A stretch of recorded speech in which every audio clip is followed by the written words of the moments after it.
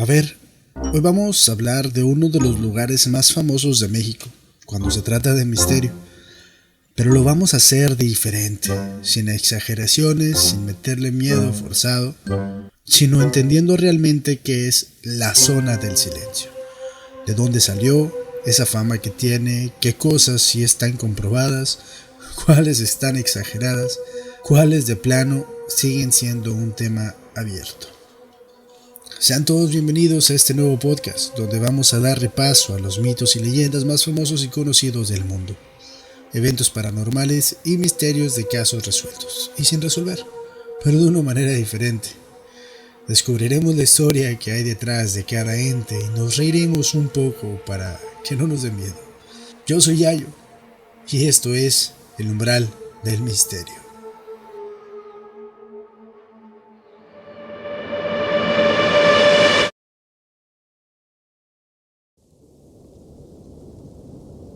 Sean todos bienvenidos a este primer episodio de este su programa El Umbral del Misterio. Como les comentaba, vamos a estar hablando de la zona del silencio, una zona llena de misterio y de incertidumbre. La zona del silencio está ubicada en el norte de México, específicamente en una región que abarca partes de Durango, Coahuila y Chihuahua. Esta zona forma parte del bolsón de Mapimí, que es una de las regiones desérticas más grandes del país. No es un punto exacto, con un letrero que diga aquí empieza, sino una zona amplia, con características geográficas muy específicas.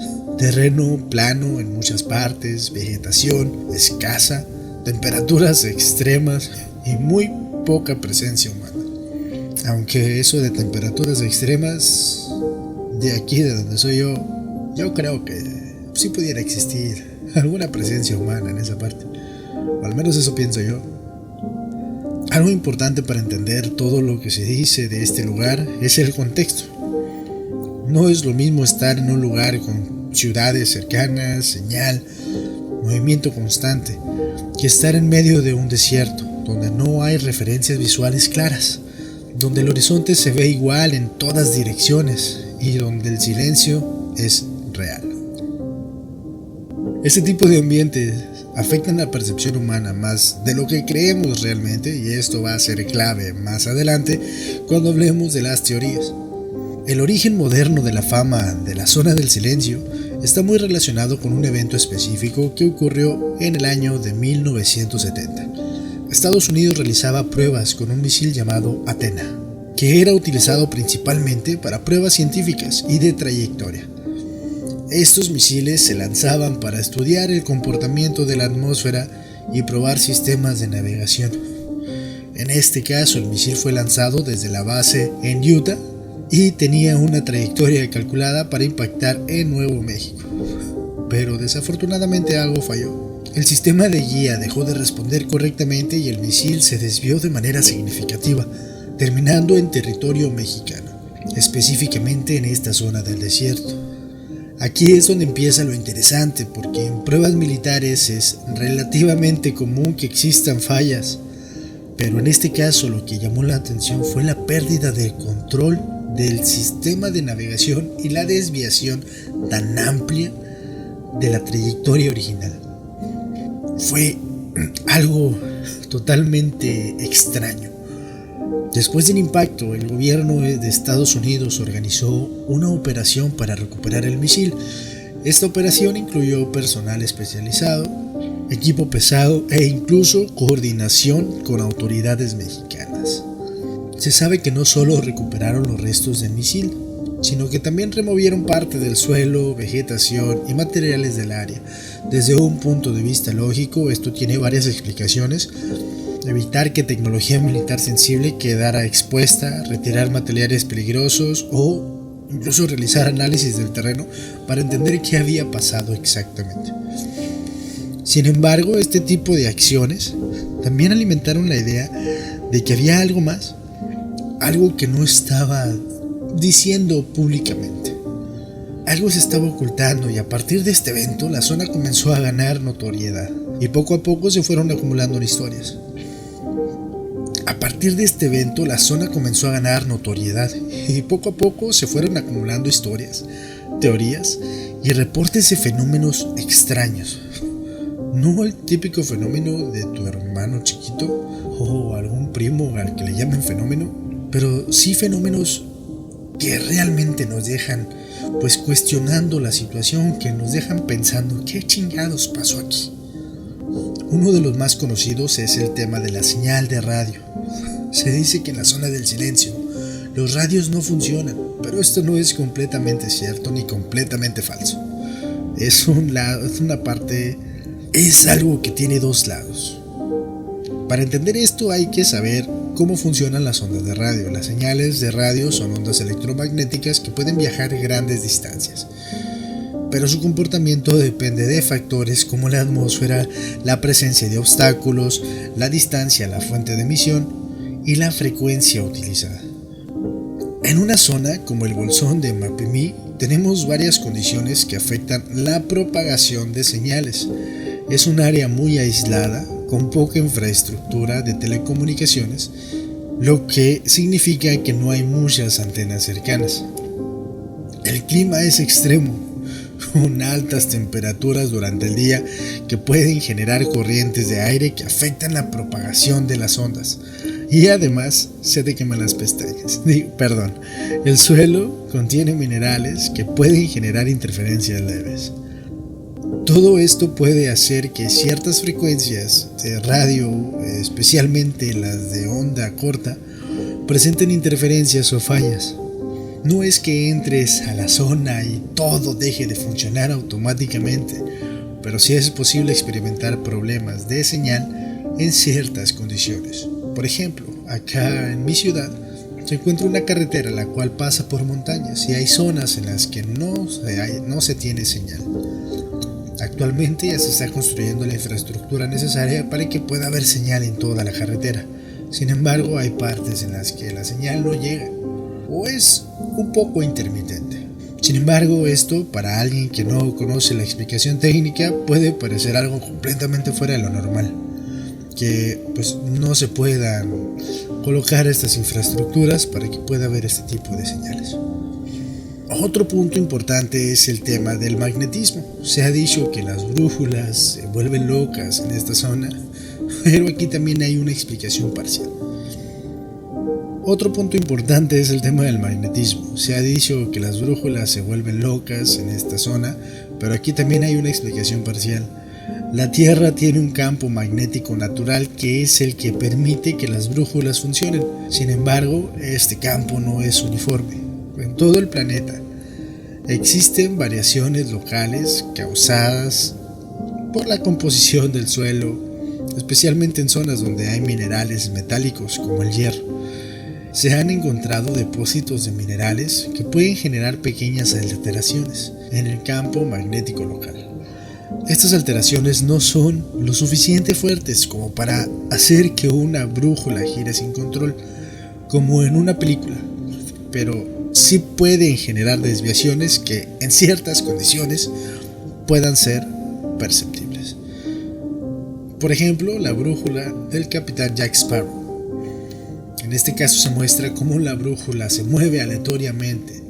Sin embargo, aquí ya hay una explicación más profunda o inmersa en la historia, la cual pues se supone que llevaba pues al corazón de Davy Jones. No me voy a contener, ya tiene años esta película y no lo considero spoiler. Sin embargo, pues en este caso más o menos así se podría ver una brújula al momento de entrar a una parte con estas características, con este campo magnético. Continuemos con el tema. Además hay otro factor interesante, la presencia de meteoritos. Esta región ha sido identificada como un área donde ha caído varios meteoritos a lo largo del tiempo. Los meteoritos en muchos casos contienen hierro y otros metales que pueden influir en las propiedades magnéticas del suelo.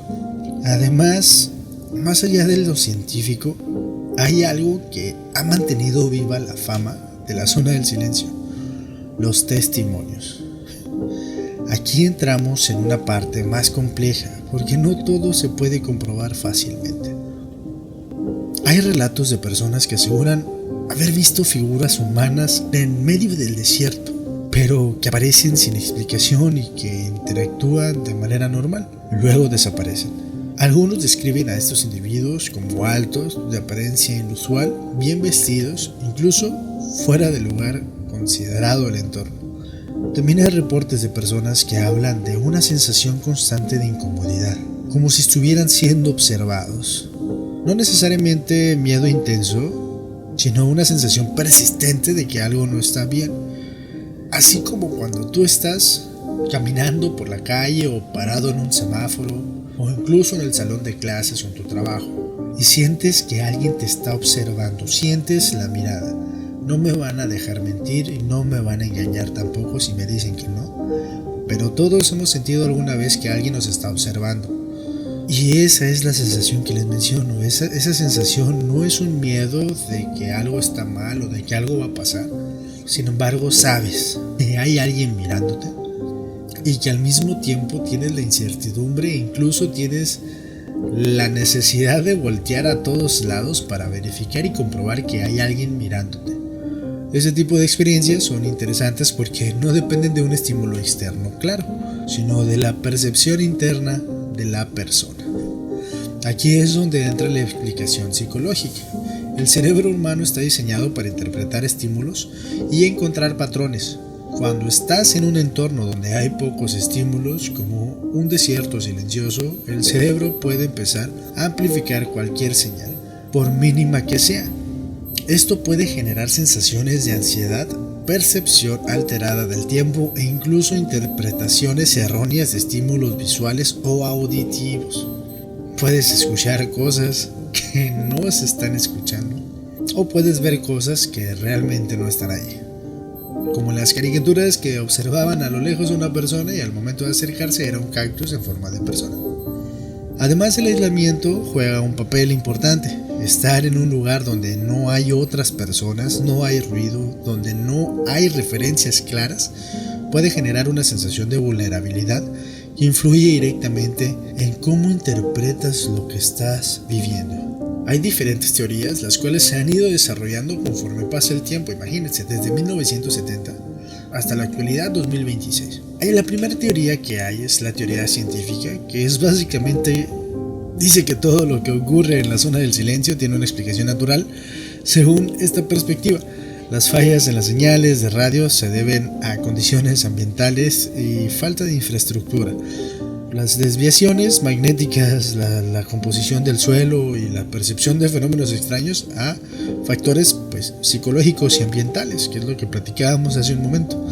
Esta teoría es la más aceptada por la comunidad científica porque se basa en fenómenos conocidos y medibles, pero sí, solamente por la comunidad científica.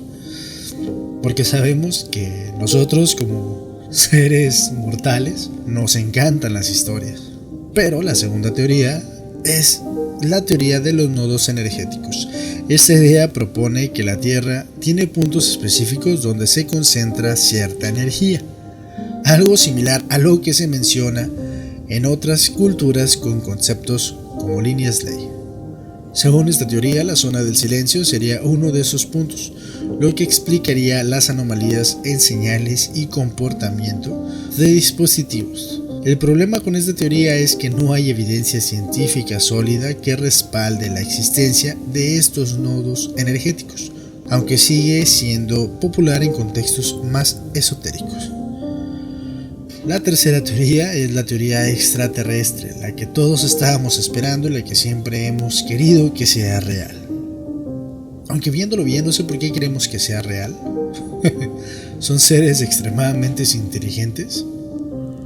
¿Quién sabe qué harían con nosotros, sinceramente, la verdad? Poniéndome a analizar en este momento, no sé qué harían estas personitas o personotas. Ya ven que hay de diferentes tipos, pero es aterrador todo lo que podrían hacer.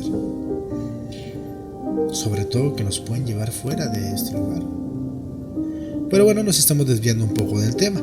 Esta teoría se basa principalmente en testimonios y en la coincidencia de fenómenos como interferencias, avistamientos y el incidente del misil. Según esta idea, la zona podría tener algún tipo de actividad relacionada con tecnología no humana, o incluso ser un punto de interés para entidades externas.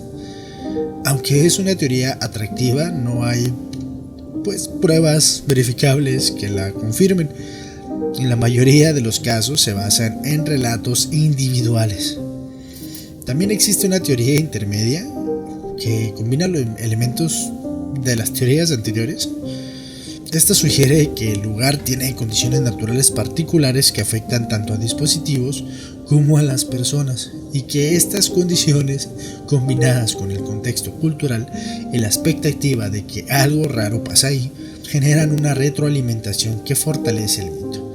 Es decir, no solo el lugar, sino la historia que ya traes en la cabeza cuando llegas. Si tú vas esperando que algo raro pase, es mucho más probable que interpretes cualquier cosa fuera de lo común como algo extraordinario. Al final, la zona del silencio es un ejemplo perfecto de cómo se construyen los misterios modernos. Hay un evento real que inicia todo. Hay condiciones naturales que pueden generar efectos curiosos. Hay testimonios que no siempre se pueden comprobar. Y hay una narrativa que se va construyendo con el tiempo. No es un lugar mágico en el sentido sobrenatural. No hay duendes, hadas, fantasmas. Bueno, tal vez sí lo haya. Pero tampoco es completamente común. Es un lugar donde coinciden factores geográficos, físicos y psicológicos que hacen que la experiencia sea distinta. Y creo que lo más interesante de todo esto no es si hay algo paranormal o no, sino cómo reaccionamos como humanos ante lo desconocido. Cómo llenamos los vacíos de información con historias, cómo buscamos explicaciones y cómo a veces preferimos el misterio a la respuesta simple. Porque siendo honestos, aunque entendamos muchas cosas de la zona del silencio, siempre queda esa parte que te hace pensar. ¿Y si hay algo más? Y ahí es donde entra la pregunta que resume todo esto. ¿Qué chingados pasó aquí?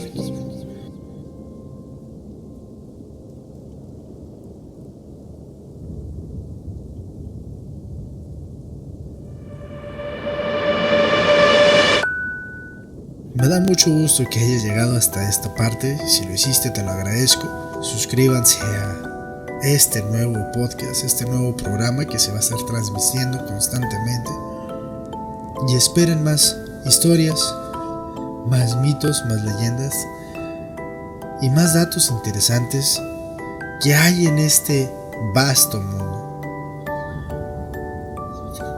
Les agradezco y espero hayan disfrutado este primer episodio. Que pasen muy buen día, tarde y noche, si estás en el trabajo, o si estás en la escuela, o si estás sentado disfrutando de un pequeño descanso en tu hogar. Yo soy Yayo, y esto fue El Umbral del Misterio. Hasta la próxima.